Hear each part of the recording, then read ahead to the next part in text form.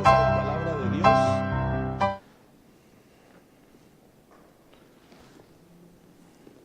A Hechos. Ya terminamos el Evangelio de Juan. Predicamos todo el Evangelio de Juan de manera continuada. Y ya lo terminamos. Y ahora vamos a predicar Hechos de manera continuada. ¿Ok? No sé cuánto nos vayamos a tardar, pero voy a estar algunas semanas metiendo algunos otros textos de otra parte para que quede clarificado y mejor entendido todo. El día de hoy vamos a predicar acerca de la promesa del Espíritu Santo, del capítulo 1, versículo 1 al 5. La semana pasada empezamos con un panorama general de todo Hechos.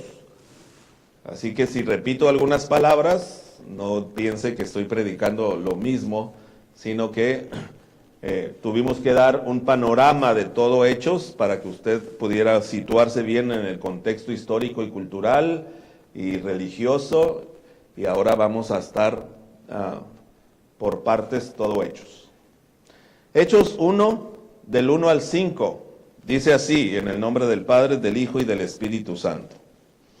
En el primer tratado, oh Teófilo, hablé acerca de todas las cosas que Jesús comenzó a hacer y a enseñar, hasta el día en que fue recibido arriba, después de haber dado mandamientos por el Espíritu Santo a los apóstoles que había escogido, a quienes también después de haber padecido, se presentó vivo con muchas pruebas indubitables, apareciéndoseles durante 40 días y hablándoles acerca del reino de Dios. Y estando juntos, les mandó que no se fueran de Jerusalén, sino que esperasen la promesa del Padre, la cual les dijo: oísteis de mí. Porque Juan ciertamente bautizó con agua, mas vosotros seréis bautizados con el Espíritu Santo dentro de no muchos días. Vamos a orar. Señor, bendito Padre, gracias Señor por tu presencia en este lugar. Gracias Señor porque sabemos que tú estás aquí y porque tú Señor eres fiel en todas tus promesas. Y nos has dado tu palabra para que nosotros Señor pudiéramos entenderla, aprenderla, con la intención de obedecerla y enseñarla a otros. Reconocemos, Señor, que no podemos solos, sino que necesitamos de la sabiduría de tu Espíritu Santo para interpretarla, discernirla, aún para llevarla por obra, Señor. Por eso te pedimos que tu presencia esté aquí, que tu Espíritu Santo nos llene de sabiduría para poder, Señor, entenderla y practicarla. Y yo te pido, Señor, que nuestros ojos, nuestros oídos, nuestra mente y nuestro corazón esté abierto, Señor, para aprender, para discernir y para llevar por obra en obediencia para tu gloria siempre. En el nombre de Cristo Jesús. Amén. ¿Pueden sentarse, hermanos?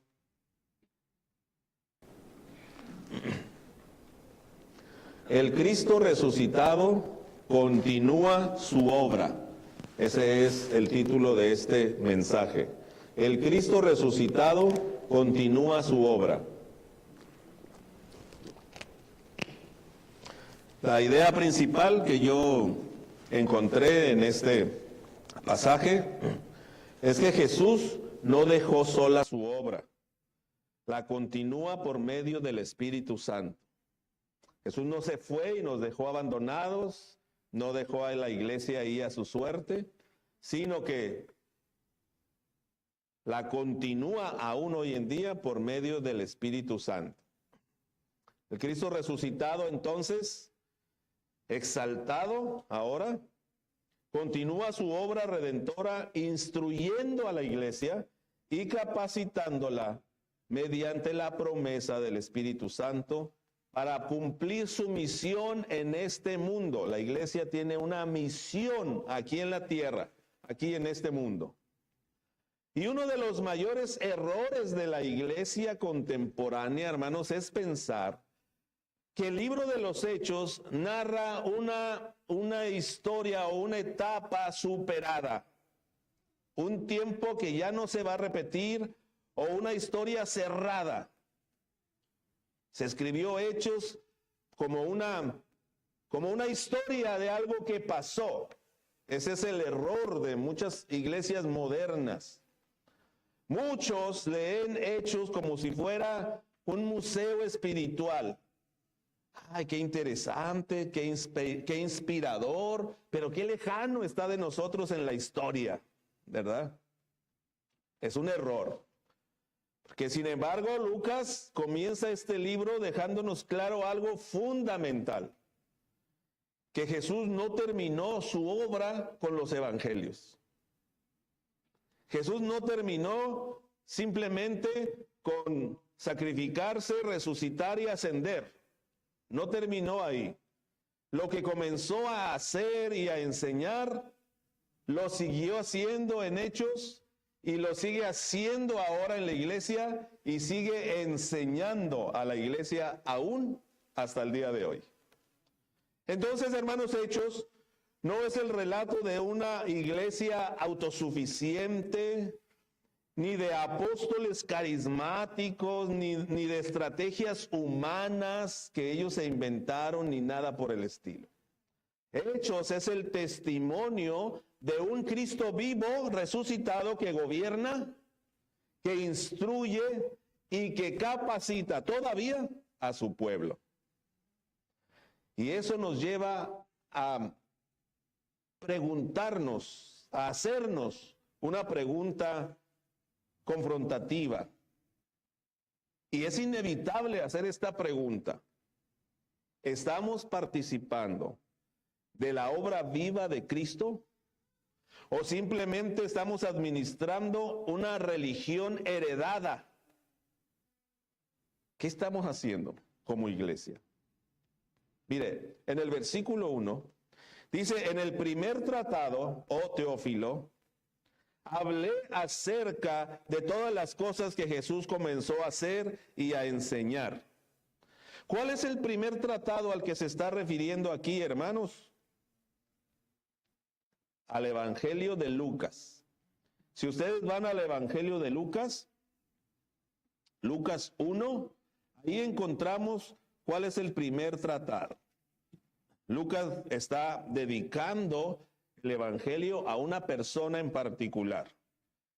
Puesto que ya muchos han tratado de poner en orden la historia de las cosas que entre nosotros ha sido ciertísimas, tal como nos lo enseñaron los que desde el principio lo vieron con sus ojos y fueron ministros de la palabra, me ha parecido también a mí, después de haber investigado con diligencia, está escribiendo Lucas,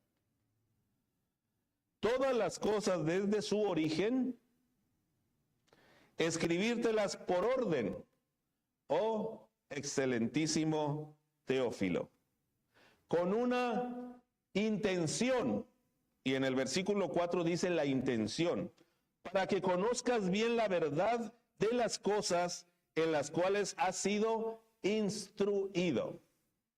Y escribe todo el Evangelio Lucas, el Evangelio que lleva su nombre, Lucas, en este tratado dedicado a Teófilo, que es el Evangelio de Lucas, ¿ok? Y luego en Hechos, que también sigue escribiendo Lucas, es decir, Lucas escribió una narración, una explicación de lo que había pasado en 2 tomos, el Evangelio de Lucas y luego Hechos. Por eso dice, en el primer tratado, ¿cuál primer tratado? El Evangelio, ¿verdad? Ahora, Lucas aquí no dice todo lo que Jesús hizo, sino dice lo que comenzó a hacer y a enseñar. ¿Se fijan? Hablé acerca de las cosas que Jesús comenzó a hacer y a enseñar. Aquí hay una implicación entonces clara. La obra de Jesús no terminó con su ascensión. La obra de Jesús continúa todavía. Continuó en la época de Hechos y continúa hoy, ahora, en su iglesia. Pero aquí, hermanos, el sujeto principal del libro de Hechos no es la iglesia. Hechos no trata acerca de la iglesia, como muchos creen. Hechos trata acerca de Cristo. Hechos trata acerca de Cristo. Entonces, el sujeto principal de Hechos no es ni la iglesia, no es ni los apóstoles, no es ni lo que hicieron los apóstoles, es lo que hizo Cristo en esa época y lo que sigue haciendo hasta ahora. Entonces, realmente el Nuevo Testamento no nos dice mucho acerca de Lucas, no habla mucho acerca de Lucas, pero sí lo menciona suficientemente para saber quién es Lucas. Sabemos que era un médico porque en Colosenses 4:14 ahí nos lo indica y lo menciona. Sabemos que era un gentil por su nombre. Y sabemos que era el compañero devoto de Pablo, por el texto de Hechos mismo y por Colosenses 4:14, Filemón 24 y 2 de Tito 4:11, que menciona a Lucas y quién era Lucas. Entonces, por lo que nosotros podemos entender y ver aquí, es que Lucas, ¿sí?, que era un médico, una persona preparada, tuvo a bien escribir este libro para una persona que probablemente él ganó para Cristo, o que para una persona que necesitaba saber más acerca del Evangelio. ¿Ok? ¿A quién lo dedicó entonces? A un Teófilo.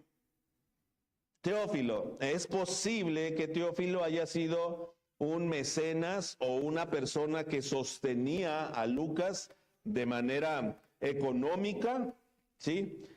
La Biblia no lo dice, pero es muy razonable eso.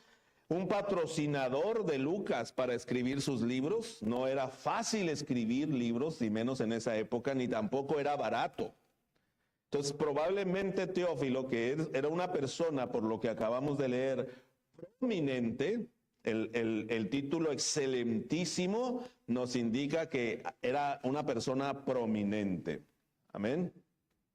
Entonces, tal vez era un patrocinador de Lucas, y lo que sí es que al menos en el Evangelio dice que Teófilo ya había sido instruido, es decir, ya le habían instruido acerca del Evangelio. En el versículo 4 del capítulo 1 de Lucas lo marca claramente. Para que conozcas bien la verdad de las cosas en las cuales has sido instruido. Es decir, Teófilo ya había escuchado el Evangelio, ya le habían enseñado el Evangelio de manera verbal, muy probablemente. Y Lucas lo que hizo, lo que Dios le puso en su corazón, es escribírselas a Teófilo. Entonces no a cualquiera se le iba a hacer un escrito, ¿verdad? Debía ser alguien prominente, alguien importante, alguien que ocupaba un cargo o tenía una posición muy importante. Lucas escribe acerca de todas las cosas que Jesús comenzó a enseñar. Ahí notamos que el primer tratado tenía que ver con todo lo que Jesús comenzó a hacer y a enseñar. El Evangelio de Lucas describe solo el comienzo de la obra de Jesús. Hechos describe la continuación. ¿Ok? Y la obra de Jesús continúa hasta el día de hoy. Es decir, Hechos todavía no se termina de escribir. Y eso no quiero decir que le vamos a añadir algo a la Biblia. Lo que quiero decir es que todavía el Señor no termina la obra con su iglesia, con su pueblo, con sus hijos. Lo que nosotros podemos aprender aquí hasta ahorita es que Cristo sigue gobernando, Cristo sigue edificando la iglesia, Cristo sigue salvando al mundo y sigue dirigiendo su misión desde su trono. La iglesia entonces viene siendo el cuerpo de Cristo que ejecuta el plan de Dios. Por eso es importante la iglesia. No hay tal cosa como que yo soy cristiano, pero me quedo en mi casa. No hay tal cosa como que yo tengo un don y de aquí desde mi casa lo ejerzo, porque los dones son para la edificación del cuerpo de Cristo. Y ninguna persona en su casa puede ejercer su don. ¿Con quién? Si no tiene cuerpo. Amén. Entonces, no esté pensando que usted en su casa está bien, que usted en su casa está contento. No, porque aquí en la iglesia nos afilamos unos a otros. Aquí en la iglesia nos edificamos unos a otros. Aquí en la iglesia nos corregimos unos a otros. Aquí en la iglesia nos animamos unos a otros. Y eso es lo que de manera natural todo cristiano debe de hacer en su nueva naturaleza. Amén. No hay iglesia perfecta. El día que usted encuentre una iglesia perfecta, huya de ahí porque usted la va a echar a perder. ¿Ok? Entonces, tenemos que ir y adaptarnos, ir y aprender a vivir. Para eso es la iglesia. Aprender a vivir en comunidad. Aprender a vivir. ¿Usted cree que los primeros cristianos de las primeras iglesias cristianas no tenían conflictos? Si usted cree que no tenían conflictos, usted no ha leído la Biblia. Porque hasta Pablo y Pedro tuvieron una confrontación y no leve. ¿Se fija? Entonces no espere que nosotros, simples mortales, simples cristianos, que a veces leemos y a veces no la Biblia, no vayamos a tener conflictos. Pero eso no es lo importante aquí, sino lo importante es cómo resolvemos nuestros conflictos, nuestros problemas, nuestras diferencias. Amén. Así que aquí es necesario hacernos una confrontación, y es necesaria esta confrontación. Ahorita en la escuela dominical enseñábamos que, hermano, si usted no quiere ser confrontado, si usted no quiere ser corregido, si usted no quiere ser disciplinado, si usted no quiere ser observado, entonces obsérvese a sí mismo. Agarre el espejo en su casa y póngase usted mismo a verse. ¿Cuál es el espejo? La palabra de Dios. ¿Ok? Entonces, y es bíblico lo que estoy diciendo. Entonces, cuando la iglesia confía más en métodos carnales, en métodos humanos, cuando confía la iglesia más que en Cristo, cuando depende más de las estructuras que del Señor resucitado, cuando habla más de sí misma que del Evangelio, entonces no dejas vivir conscientemente o no estás consciente de que Cristo sigue obrando activamente en la iglesia. Cuando tú quieres hacer las cosas por tu propio esfuerzo, cuando tú confías en que eres muy metódico, cuando tú confías en que tienes mucho talento, no estás dejando que Cristo obre activamente en la iglesia. La pregunta es, ¿qué está haciendo Cristo en esta iglesia y cómo participamos de ello? Es decir, ponernos en lo que Cristo está haciendo. Yo les digo un ejemplo, un dicho que me gusta poner, pero que a veces puede aplicar. La obra es de Dios. Dios sostiene su obra porque es su obra. La pregunta y la confrontación y la reflexión que usted debe de llevar a su corazón es, ¿cómo quiero yo participar de ello? Porque la iglesia va a continuar con usted, sin usted o a pesar de usted. ¿En qué grupo usted quiere estar? ¿Quieres ser de los que forman equipo, de los que van adelante, de los que trabajan, de los que apoyan para continuar adelante? ¿Quieres ser de los que son arrastrados? ¡Ay, vente! ¿De los que son empujados? ¿O quieres ser de los que ponen obstáculos? Esa es la decisión de usted. Porque aquí en la iglesia hay de esos tres tipos de personas y todos son bienvenidos. No me malinterprete. Todos son bienvenidos. Son bienvenidos aquellos cristianos bien convertidos, firmes y fieles. Son bienvenidos.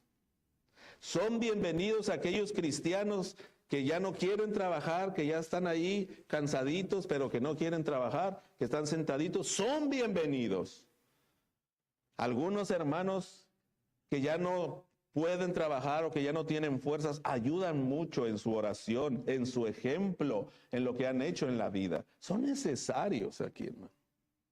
Y también son bienvenidos aquellos que no son convertidos, aquellos que son obstáculo. ¿Por qué? Porque también tienen un propósito en la iglesia, que es darnos cuenta, afilarnos, ¿sí? Llevarnos a reconocer que somos impacientes, que no lo soportamos, que no, yo tengo que trabajar en el amor, tengo que trabajar en soportarnos unos a otros, tengo que trabajar en amar. Todos son bienvenidos en la iglesia. Ya el Señor Jesucristo lo dijo claramente cuando le dijeron que había trigo y cizaña. Y le dijeron, Señor, ¿arrancamos la cizaña? No.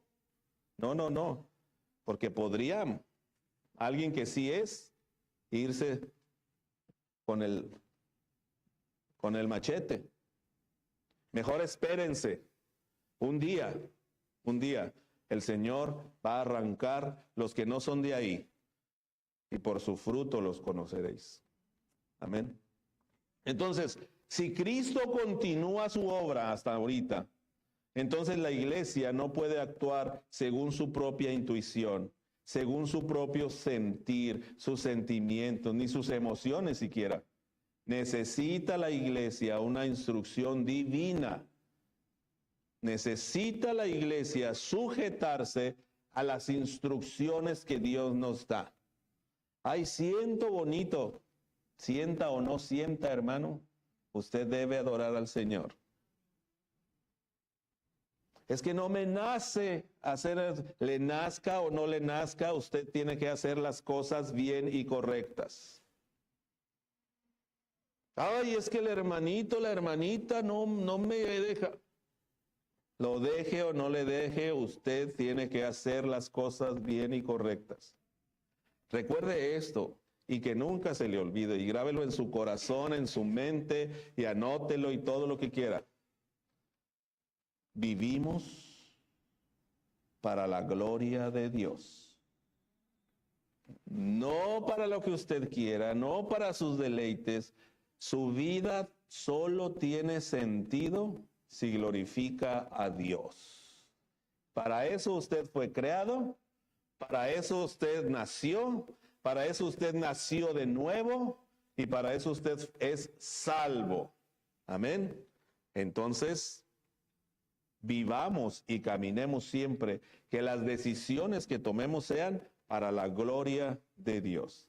Y la iglesia entonces necesita una instrucción divina de parte de Dios aún hoy en día.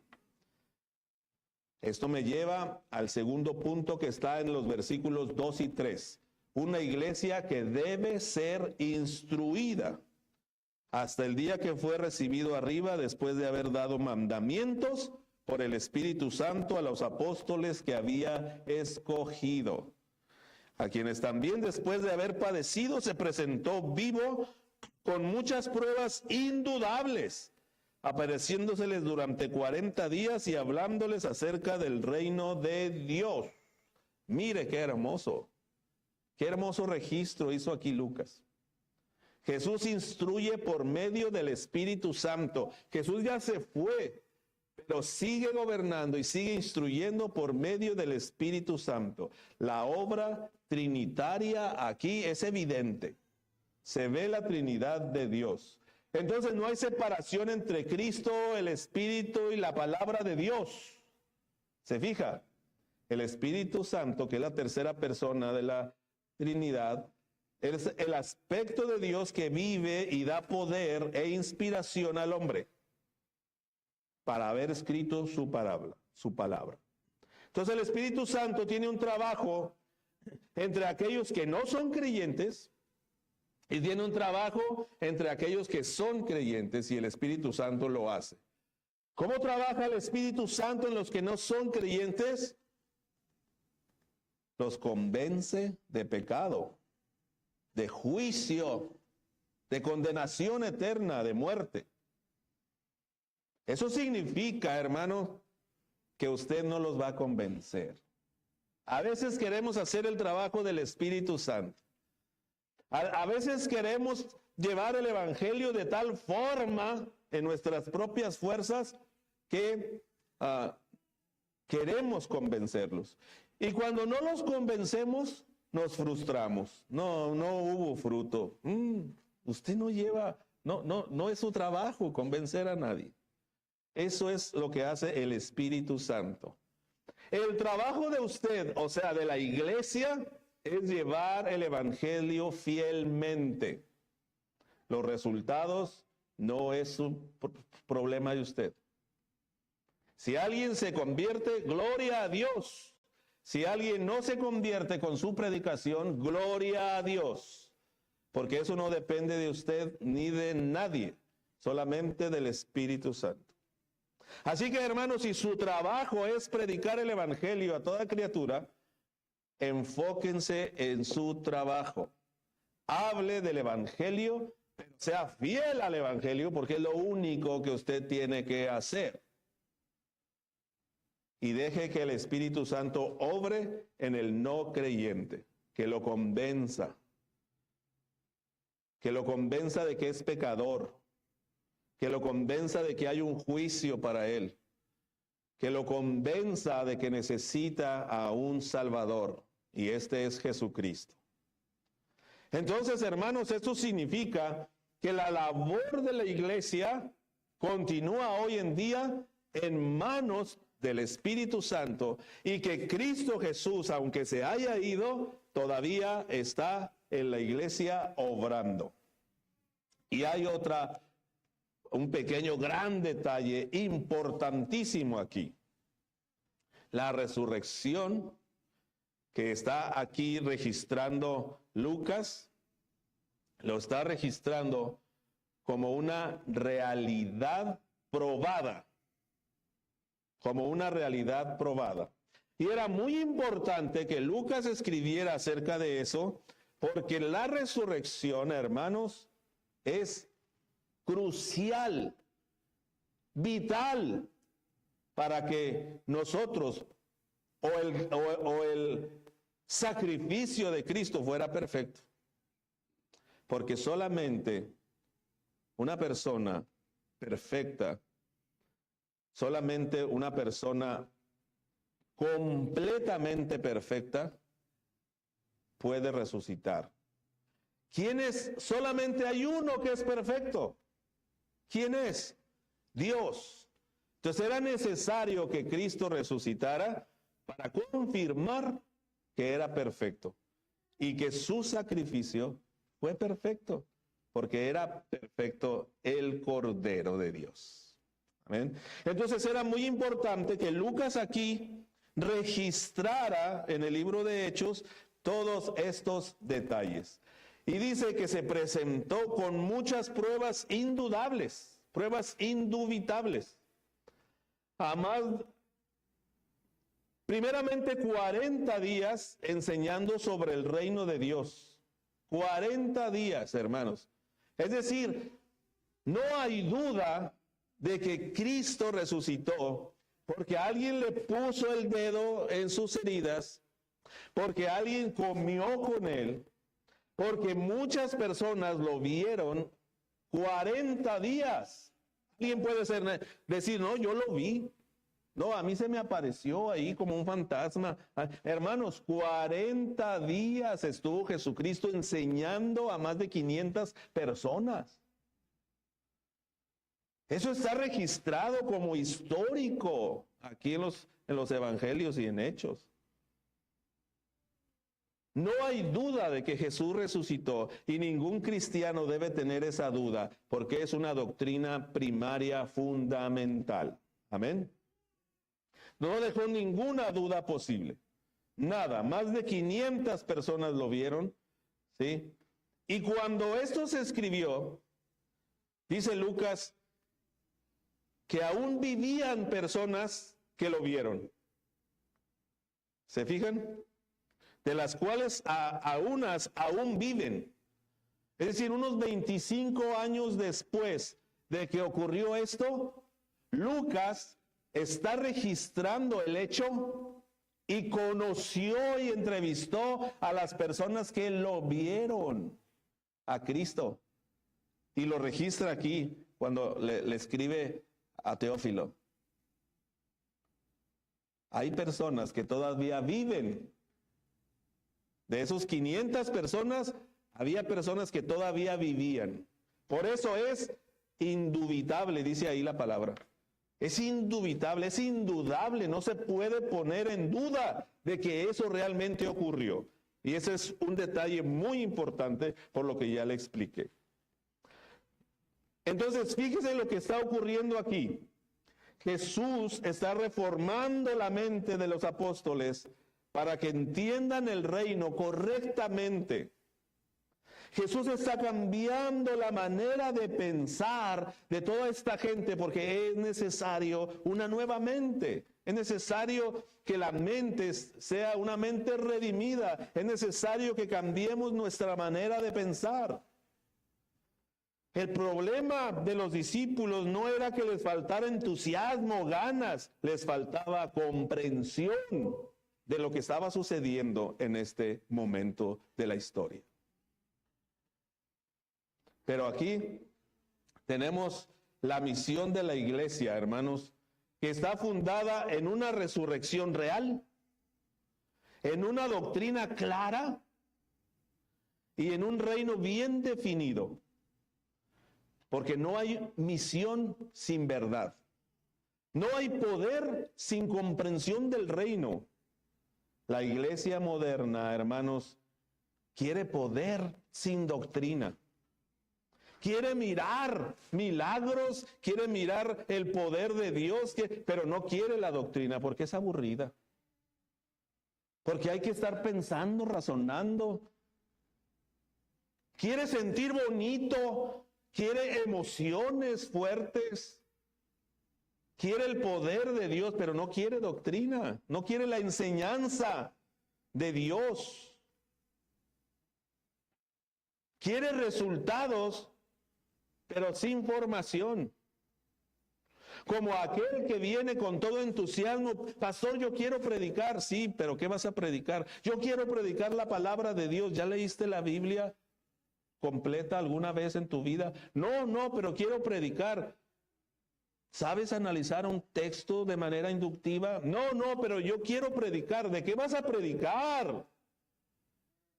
¿De qué vas a predicar? Solo vas a emocionar a la gente, vas a hablar de tu vida personal, eso no es predicar. La predicación, hermanos, no es tu testimonio personal, no es. La predicación es doctrina bíblica.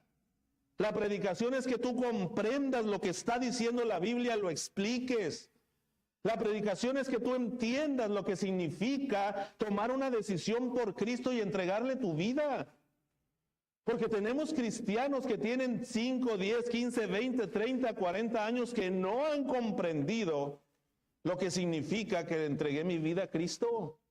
Todavía quieren hacer su voluntad, todavía quieren vivir como ellos quieren, todavía están pensando en tener cosas y cosas de este mundo, están desenfocados totalmente porque no conocen doctrina.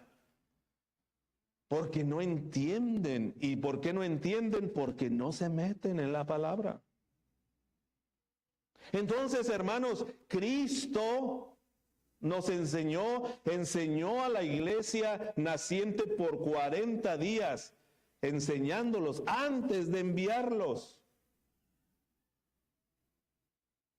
Muchas iglesias buscan experiencias, muchas iglesias buscan sentir bonito, pero no quieren doctrina. No tengo ganas de escucharte. Ay, no, cuando Dios está hablando yo me da sueño. Me quedo dormido. Eso es lo que están diciendo. Cuando dicen, a mí me aburre la palabra porque me quedo dormido, le están diciendo a Dios, cuando tú hablas, Dios, yo me quedo dormido y me da sueño. ¿Por qué? Porque no tenemos la reverencia, porque no tenemos la comprensión. Hermanos, esta es la palabra de Dios revelada de manera milagrosa, prodigiosa. ¿Cómo se acerca a la palabra? ¿Realmente tiene ese respeto y esa veneración y ese amor por la palabra? ¿Estamos haciendo discípulos como iglesia o solo estamos produciendo asistentes? ¿Qué es lo que queremos? ¿Solo asistentes, congregantes, que vengan un domingo, que vengan cuando quieren? Si hace frío, que no vengan, hace mucho calor, no vengo.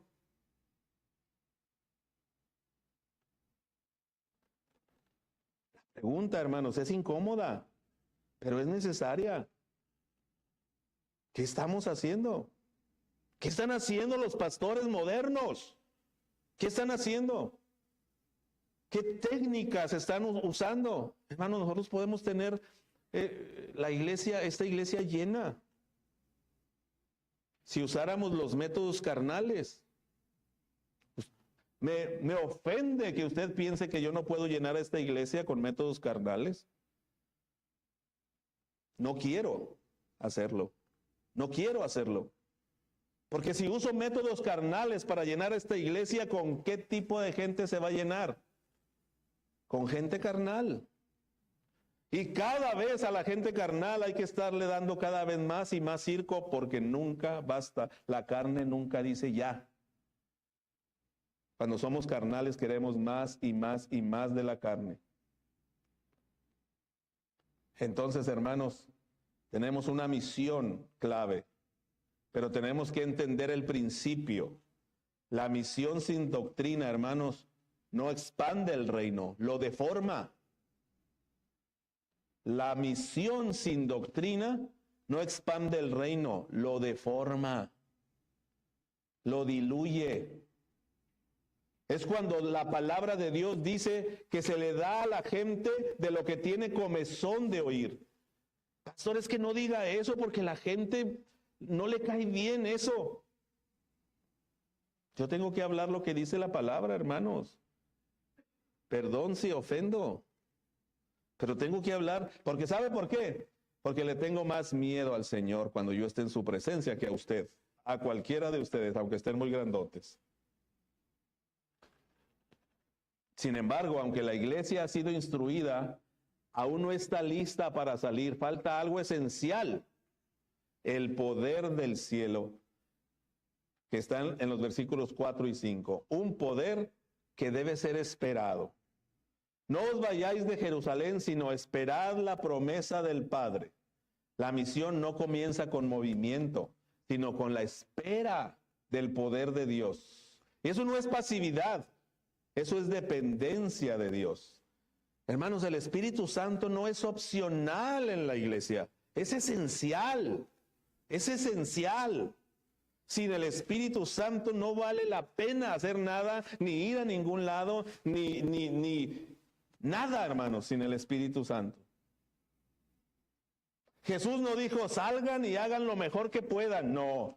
Jesús dijo, esperen hasta ser capacitados por el Espíritu Santo.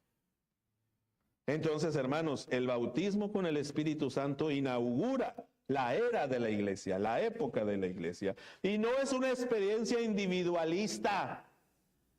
Entienda esto. Porque muchos quieren sentir. No. Es una experiencia corporativa. La iglesia tiene el Espíritu Santo. El Espíritu Santo no reemplaza la palabra, le da poder. Amén. Y aquí el texto nos confronta otra vez severamente. Mucha actividad, poco poder. Mucho ruido, poca unción bíblica. Estoy hablando de unción bíblica. Mucha agenda, muchas actividades, poca oración. La iglesia, hermanos, no fracasa por falta de recursos, sino por falta de dependencia de Dios. Por eso fracasa. Esperar en Dios, hermanos, es un acto de fe, no de debilidad. Considere esto, ya para terminar. La misión sin instrucción y sin doctrina deforma el evangelio, deforma la labor y el trabajo de la iglesia. Antes de enviar, Jesús enseñó. Antes de actuar, Jesús formó. Hechos presenta una iglesia que no nace del entusiasmo, sino de una doctrina apostólica centrada en la resurrección y en el reino. Pero esto implica entonces que una iglesia sin enseñanza bíblica profunda será fácilmente arrastrada por modas teológicas. El día de ayer tuve la visita de unos hermanos, algunos pastores, porque vamos a ser sede del Summit de adultos mayores del estado de Texas. Vinieron a ver y vinieron. Y me dicen, hermano, está muy vacío arriba. Sí, hermano, queremos dar un ambiente de solemnidad y respeto a la palabra de Dios. Que el que se suba aquí tiemble. Tiemble. Que el que se suba aquí esté nervioso por apegarse a la palabra, por no decir otra cosa que no venga en la palabra, con temor y temblor. Dije, pero curiosamente, hermano, cuando uno le dice a algunas iglesias bautistas que debemos volver a la predicación expositiva del texto, le ponen a uno las cruces como si estuviera diciendo una herejía. Pero cuando la influencia pentecostal emocionalista llega a la iglesia, a esas iglesias, entra como cuchillo en la mantequilla, sin ninguna obstrucción. ¡Ay, qué bonito se siente! Ahora sí se sintió la presencia de Dios. ¡Wow! ¡Qué ignorancia tan tremenda! Les dije, en esta iglesia procuramos ser bíblicos, regresar al texto. No estoy diciendo regresar a la Biblia, porque una vez un pastor me dijo, ¿y qué? ¿Yo predico el Corán o qué? Le dije, no, hermano, no estoy diciendo que debemos regresar a la Biblia. Estoy diciendo que debemos regresar al texto. Es decir, explicar el texto que el Señor puso en mi corazón predicar. Predicar el texto. No predicar cosas personales, no predicar lo que le gusta a la gente, no predicar chistes, no predicar el texto. Eso es volver al texto.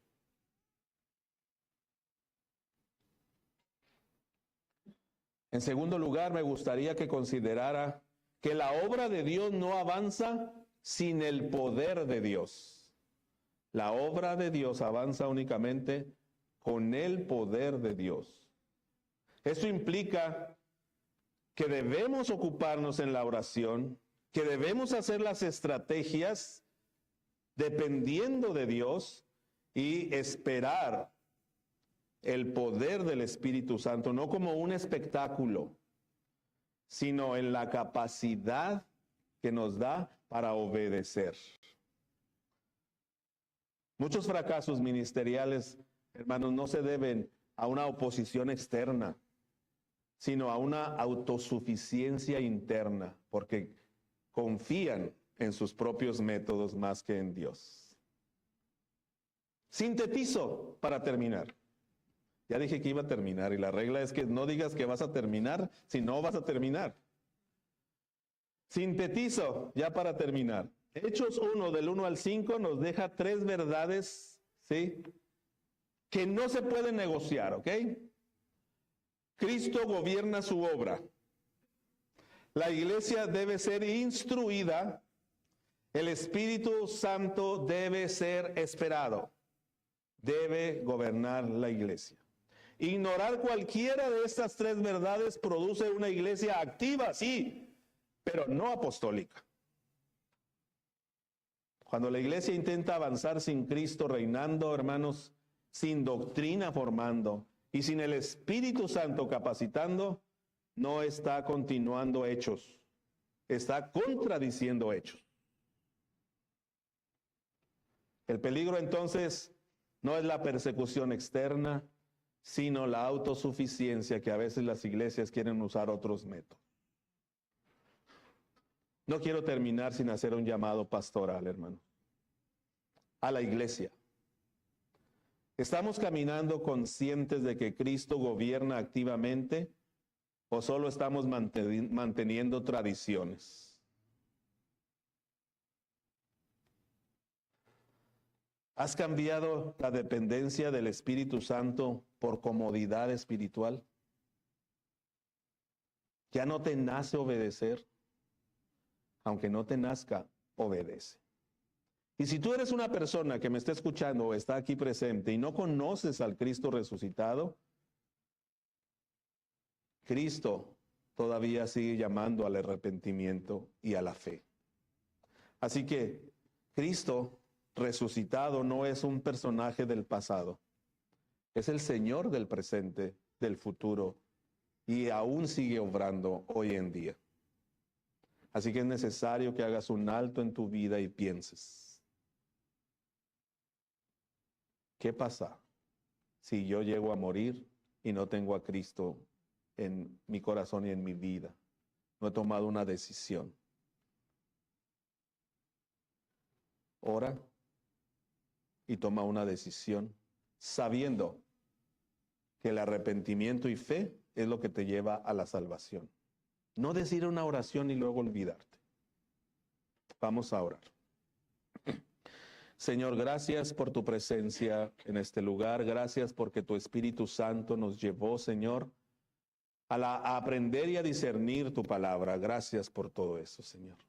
Y ahora, Señor, yo te pido que tu presencia esté con todas aquellas personas que vinieron hoy a escuchar tu mensaje y con aquellas personas que lo escucharán por algún medio.